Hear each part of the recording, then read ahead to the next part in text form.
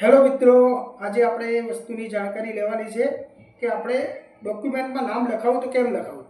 કારણ કે બધા જ લોકો અલગ અલગ રીતે કન્સિડર કરે છે નામ લખાવવામાં. કોઈક સરનેમ આગળ લખાવે છે તો કોઈક સરનેમ પાછળ લખાવે છે. તો ઓરિજિનલમાં ડોક્યુમેન્ટમાં સરનેમ આગળ આવે કે પાછળ એના વિશે આપણે આ વિડીયોમાં તમને થોડી ડિસ્કસ કરીને માહિતી આપીશ કે આપણે ડોક્યુમેન્ટમાં સરનેમ આગળ લખાવી કે પાછળ લખાવી. જેમ કે આપણે બધા એવું વિચારતા હોય છે કે એસ પર એલસી, બધા જ ડોક્યુમેન્ટમાં એસ પર એલસી પ્રમાણે નામ આવે, બરાબર. એલસીમાં સરનેમ આગળ હોય છે. જ્યારે આપણે કંઈક કામ કરાવવા જઈએ, આધાર કાર્ડ બનાવવા જઈએ, ત્યારે આપણા આધાર કાર્ડમાં સરનેમ આગળ હોવાથી બાળકનું આધાર કાર્ડ બની નથી શકતું, બરાબર. અને એલસી અને ઘણા બધા ડોક્યુમેન્ટમાં સરનેમ આગળ આવે છે. એવું નહીં કે એલસી ગુજરાત સરકારમાં આ એક જાતનો ઇસ્યુ બની ગયો છે આપણા ગુજરાત રાજ્યમાં, કે અમુક ઘણા બધા રેશન કાર્ડમાં બી અત્યારે સરનેમ આગળ આવે છે, બરાબર. પહેલાં ચૂંટણી કાર્ડમાં બી આગળ આવતી હતી. આપણે એ જોવાનું છે કે કયું ડોક્યુમેન્ટ આપણું પહેલું ડોક્યુમેન્ટ ગણવામાં આવે છે. જન્મનો દાખલો એ આપણું પહેલું ડોક્યુમેન્ટ છે, જે આપણે ગમે તે જગ્યાએ આપણે યુઝ કરી શકીએ. તો પહેલું ડોક્યુમેન્ટ બર્થ સર્ટિફિકેટ, બરાબર. અને એના કમ્પેરમાં એલસી આવે છે. પણ હવે બર્થ સર્ટિફિકેટ વિના કોઈ પણ કામ થવું શક્ય નથી, બરાબર. એટલે બર્થ સર્ટિફિકેટ અને એલસી બી અત્યારે એટલી જ ઇમ્પોર્ટન્ટ છે. પણ બંનેમાં વિસંગતાઓ છે. સરકારના ધ્યાનમાં હજુ સુધી ગુજરાત સરકારના ધ્યાનમાં આ વસ્તુ આવેલી નથી. કારણ કે જન્મના દાખલામાં સરનેમ પાછળ આવે છે અને એલસીમાં સરનેમ આગળ આવે છે. જે ગુજરાત સરકારની બોડી છે જીએસસીબી, એના ફોર્મેટ પ્રમાણે આગળ આવે છે. પણ જન્મનો દાખલો છે કેન્દ્ર સરકારનું ફોર્મેટ છે, બરાબર. એના ફોર્મેટ પ્રમાણે સરનેમ પાછળ આવે છે. અને કેન્દ્ર સરકારનું ફોર્મેટ એક યોગ્ય ફોર્મેટ છે. ઓવરઓલ ઇન્ડિયામાં મોસ્ટ ઓફલી બધી જ જગ્યાએ સરનેમ લાસ્ટમાં જ આવે છે. પણ ગુજરાત સરકારની ગવર્મેન્ટ ડિપાર્ટમેન્ટમાં જીએસસીબીમાં સરનેમ આગળ લખવાનું કન્સિડર કરેલું છે. અને આપણે એ પ્રમાણે ઘણા બધા લોકો ચાલે છે, બરાબર. અને એ પ્રમાણે ચાલવું યોગ્ય નથી. કારણ કે બર્થ સર્ટિફિકેટ ને આધાર કાર્ડ બનાવીએ, એમાં આપણે બર્થ સર્ટિફિકેટ ઉપર જ આધાર કાર્ડ બનાવીએ તો સારું રહેશે. કારણ કે સરનેમ માર્કશીટમાં આગળ હશે તો એનો કોઈ ઇસ્યુ આવવાનો નથી આગળ. પણ જો તમારા આધાર કાર્ડમાં સરનેમ આગળ હશે તો ગમે ત્યારે કેન્દ્ર સરકારના કોઈ પણ લાભ લેવા માટે આપણને ત્યાં સમસ્યા પેદા થઈ જશે, બરાબર. ઘણા બધા ડોક્યુમેન્ટમાં, જેમ કે પાસપોર્ટમાં સરનેમ ઉપર આવે છે, પછી એપ્લિકેન્ટનું નામ ને મિડલ નેમ ફાધરનું નામ આવે છે, બરાબર. પછી ઘણા બધા ડોક્યુમેન્ટ, જેમ કે ચૂંટણી કાર્ડમાં અત્યારે આખું નામ આવવા માંડ્યું. નહીં તો એમાં ફાધરના કોલમમાં ફાધરનું નામ આવતું હતું અને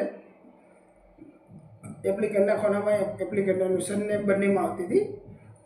પણ અત્યારે હાલની સિસ્ટમ પ્રમાણે આપણે ફર્સ્ટ નેમમાં બાળકનું નામ, મિડલ નેમમાં એના પિતાનું નામ અને લાસ્ટ નેમમાં અટક લખાવશું તો જ આપણે યોગ્ય છે. કારણ કે આ સમસ્યાના કારણે ગુજરાત રાજ્યમાં છેલ્લા 4-5 મહિનાથી બહુ બધી સમસ્યાઓ ઉદ્ભવી છે.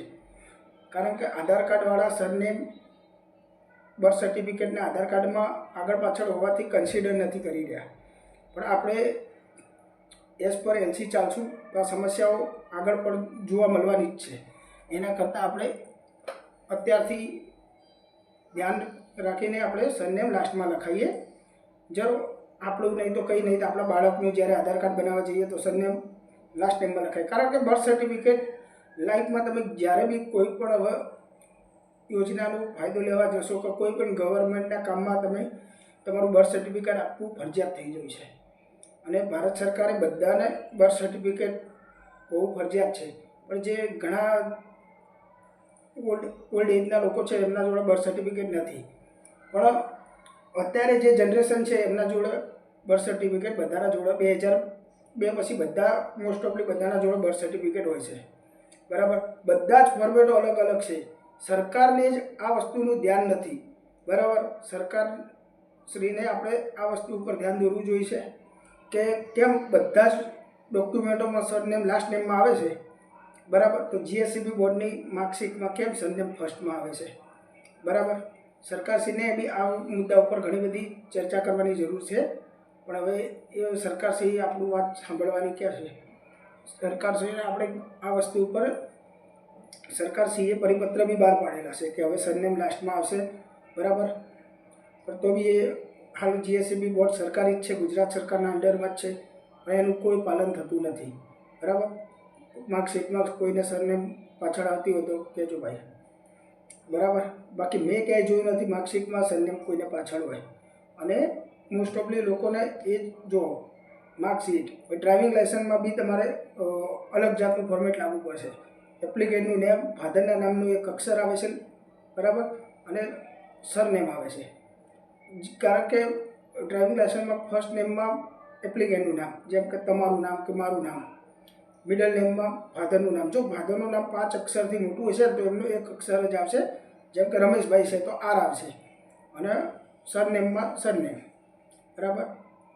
પછી રેશન કાર્ડમાં સરનેમ આગળ આવે છે, બરાબર. પાન કાર્ડમાં તમે તમારું આધાર કાર્ડ હોય એ પ્રમાણે સરનેમ લખાઈ શકો છો, બરાબર. આધાર કાર્ડમાં લોકો આગળ બી લખાઈ શકે છે, પાછળ બી લખાઈ શકે છે. પણ હાલ એના કારણે ઘણા બધા ડોક્યુમેન્ટ ગવર્મેન્ટમાં આપણે કન્સિડર નથી કરી શકતા. આના માટે એક સૂત્રતા જણાવવા માટે ગુજરાત સરકારને જીએસઈબી બોર્ડને થોડી સૂચના આપવી પડશે, કારણ કે લોકો એક માર્કશીટ અને એલસીના કારણે જ સરનેમ આગળ લખાવે છે. જો એ ડોક્યુમેન્ટને તમે છોડી દો તો બીજા બધા જ ડોક્યુમેન્ટમાં અત્યારે સરનેમ પાછળ જ આવે છે.